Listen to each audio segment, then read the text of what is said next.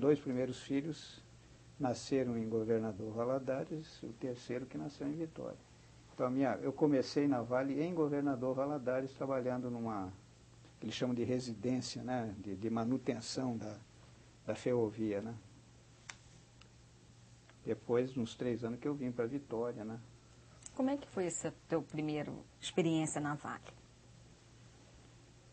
Foi uma experiência assim mais de aprendizado, né, porque como dizer, resolvi, era eu sozinho, eu fui substituir um engenheiro lá, esse engenheiro residente, né, o pessoal todo ficava em Vitória, mas esse engenheiro ficava lá em Valadares, então, lá em Valadares o engenheiro da Vale era o suprassumo da autoridade, né, você que resolvia, inclusive a Vale contribuía com a cidade, fazendo calçamento, saneamento, essa coisa toda, e o engenheiro lá que tinha os contatos com as autoridades da cidade, essa coisa toda, né? Então, evidentemente, quando eu cheguei na Vale, eu fiz 1 mês de estágio, né? E fui me explicar essas coisas todas.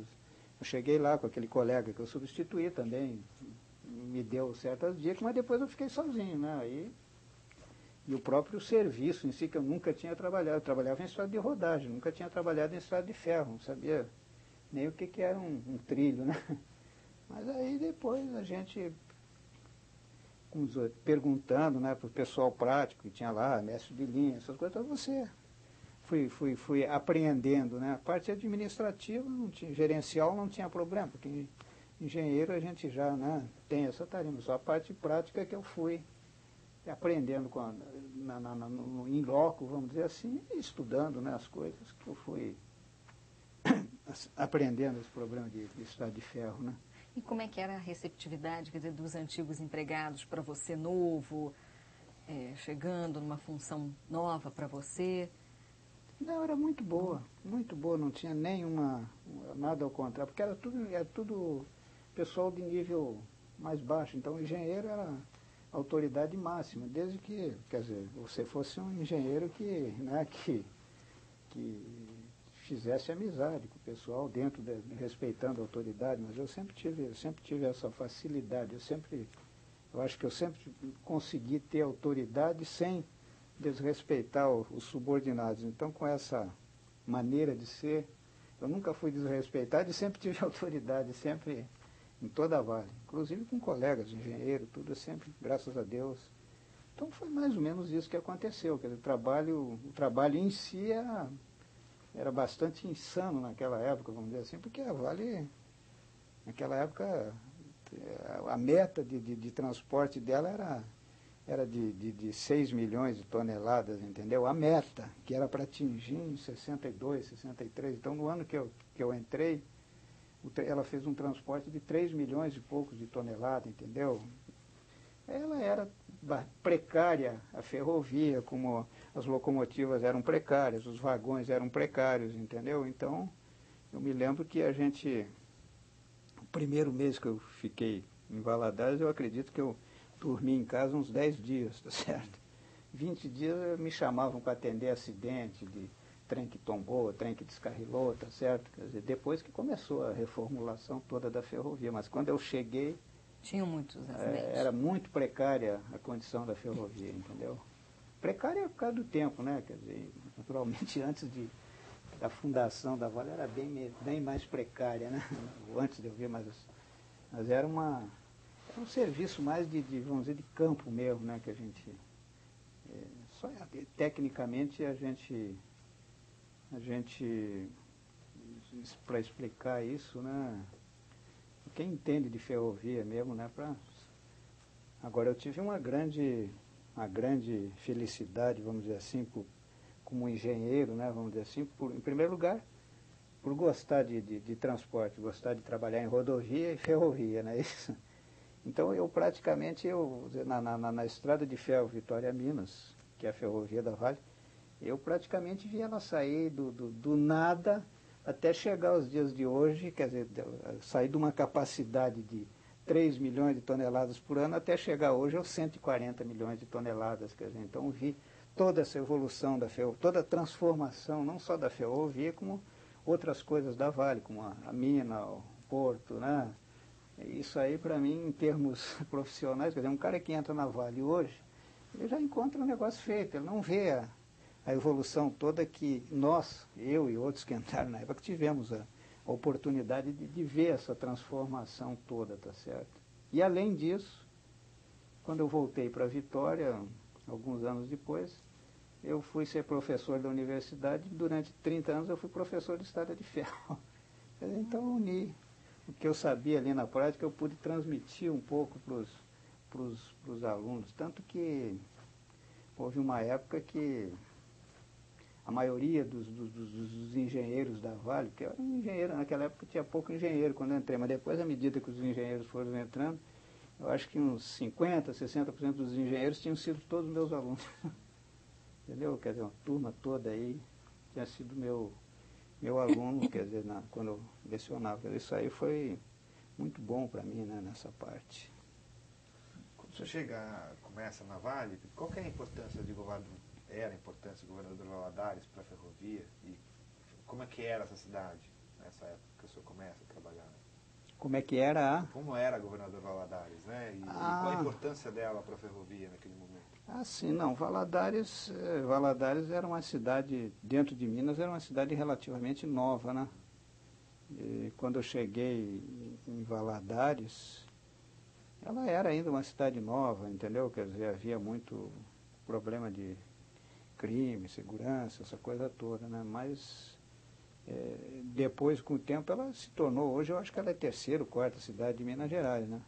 Então, para a Vale, ela era bastante importante, porque a Vale tinha oficina de locomotiva, tinha estaleiro de solda, tinha a residência, né, da via permanente, quer dizer, era uma cidade, em termos políticos e sociais, era bastante importante para a Vale. Não em termos comerciais, praticamente a Vale não transportava nada dali, mas mais em termos políticos, sociais, era bastante importante, né? Para Vale, governador Valadares. E para a manutenção da ferrovia? Não, manutenção era uma passagem ali, né? Quer dizer, ela tinha uma residência ali, né? Entendeu? Então, para manutenção, ela tinha um pessoal sediado ali que fazia manutenção de um trecho para cima de Valadares e para baixo, né? Quer dizer, a importância dela era só como localização, né? E a atividade do senhor, qual era exatamente o seu trabalho? Como eu disse, eu comecei na Vale como engenheiro residente.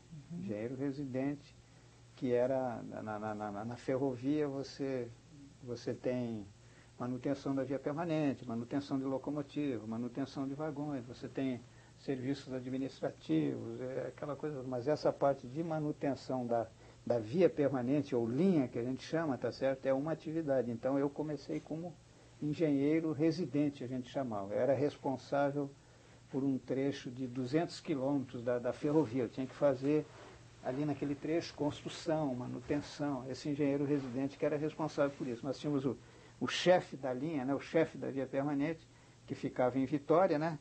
Tínhamos a primeira residência, que era do quilômetro 1 ao quilômetro 200, a segunda residência, que foi onde eu comecei, que era do 200 ao 400, e a terceira residência, que era do 400 até Itabira naquela época, tá certo? Que nós não íamos para aquele lado, até Itabira.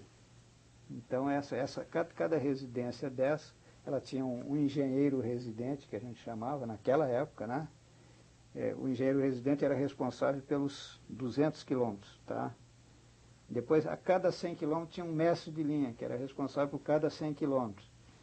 E a cada 10 quilômetros tinha um feitor, que era responsável pelos 10 quilômetros. Depois passou a ser 50 quilômetros. Então esse pessoal todo, esse conjunto de pessoal, fazia a manutenção não só da ferrovia, como das residências, oficinas, as obras civis que tinham naquela região, as obras de terraplanagem, tudo era feito pela residência. Além do esse residente do interior, ter contato com político, social, com a prefeitura da região lá, tá certo?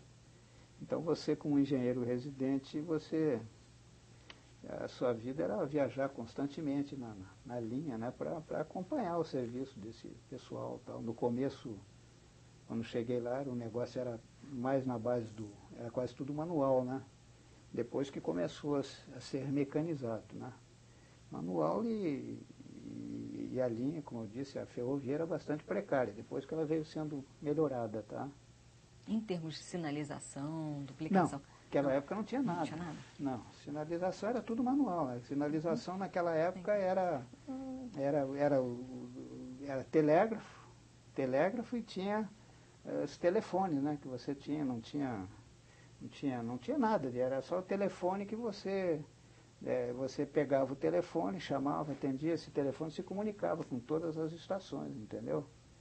E era o tipo de comunicação que tinha, era esse. Depois surgiu o rádio, né? Depois que foi evoluindo, mas nessa época que eu cheguei, era telégrafo. Então, em termos operacionais, vamos dizer, você tinha duas estações. Então, quando um trem queria ir de uma estação para outra, o agente de uma estação dava um telegrama para esse agente aqui, esse agente informava ele que não tinha nenhum trem, tá? E dava um outro telegrama. Então, tinha uma licença que ele chamava, ele escrevia, trem tal, pode vir, entendeu?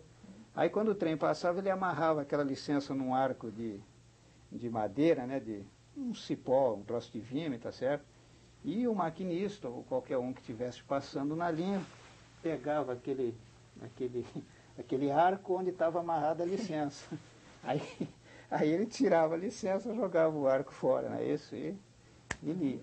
Então era complicado. Tinha o que eles chamavam naquela época de os guarda-chaves. Cada estação tinha Você tem o pátio, né? Tem a linha principal e tem o desvio para entrar. Então, na entrada desses desvios tem o que a gente chama de chaves, não é isso? Então tinha uma pessoa que o agente instruía esse guarda-chave, dizia, ó, vai lá, abre a chave para o desvio, deixa para a reta, não sei o quê. Então esse cara que ia fazer a chave. E outra obrigação dele era de noite. Tinha para sinalizar a entrada dessa chave, tinha aquelas lanternas antigas que usam até para decoração hoje. O cara ia acender uma lamparina lá, não tinha nem luz elétrica, acendia a lamparina e tinha um sinal verde, era sinal que o trem podia passar pela linha. Se o sinal era amarelo, ele tinha que entrar no desvio devagarinho. Se o sinal era vermelho, ele tinha que parar. Mas isso de noite ele tinha, esse funcionário era responsável por essa lamparina ficar acesa nas duas chaves, vamos dizer assim. No começo era fácil o negócio, porque os trens eram pequenos, tá? E os desvios eram pequenos. À medida, até um troço interessante, à medida que os trens foram crescendo, né, de comprimento, esses desvios também foram crescendo para comportar o trem, para um trem entrar no desvio e outro passar. Então, à medida que foram crescendo, esses desvios passaram, vamos dizer, do comprimento inicial, que era 300, 400 metros, foram para 1.500, quase 2.000 metros. Então, esse tal de guarda-chave ficava doido para ir de um lado para o outro. Então, o que foi feito? A grande solução da época, deram uma bicicleta para cada guarda-chave, para ele fazer isso, tá certo? Deram uma bicicleta. Então, ele ia de bicicleta lá para fazer as chaves, acender a lamparina lá, essa coisa toda, tá certo? E o fato mais interessante é que, quando acabou isso, com a sinalização, acabou tudo isso. Então, essa função de guarda-chave foi extinta, não é isso? Mas aí esses guarda-chave entraram na Justiça do Trabalho, requerendo um auxílio, que eles chamavam, na Justiça foi chamado de auxílio bicicleta. Então eles ganharam na Justiça um aumento do salário, que era o auxílio bicicleta, que eles chamavam. É um fato bastante interessante. Ocorriam muitos acidentes nessa época? Bom, por causa da precariedade da via em si, como eu te falei, o primeiro mês que eu estive lá, eu dormi 10 dias em casa, né? Os outros, quase eu desisti de ser engenheiro ferroviário, porque os outros 20, a minha mulher, então, ficou 20 dias, né? Porque uma das obrigações do residente, sempre que tivesse um acidente, ele tinha que ir lá ajudar, né? Acidente pode ser de diversos tipos, é descarrilamento, é tombamento, tem acidentes menores, maiores, mas o engenheiro residente era sempre comunicado do acidente e tinha que ir lá. Nesses 200 quilômetros que eu tomava conta, qualquer acidente eu tinha que ir lá. Chuva, sol, noite, dia, eu tinha que ir lá para desimpedir a ferrovia, né, para os trens poderem passar. Tá certo? Então, isso aí no começo, havia muito acidente, tanto que meus primeiros filhos, a minha mulher, tinha os anúncios de maternidade lá, foram os conhecidos que foram levar ela para a maternidade, que eu as primeiras vezes não pude nem levar ela na maternidade, aniversário meu, de filhos meus, não podia porque eu estava em acidente. Naquela época tinha muito disso, entendeu?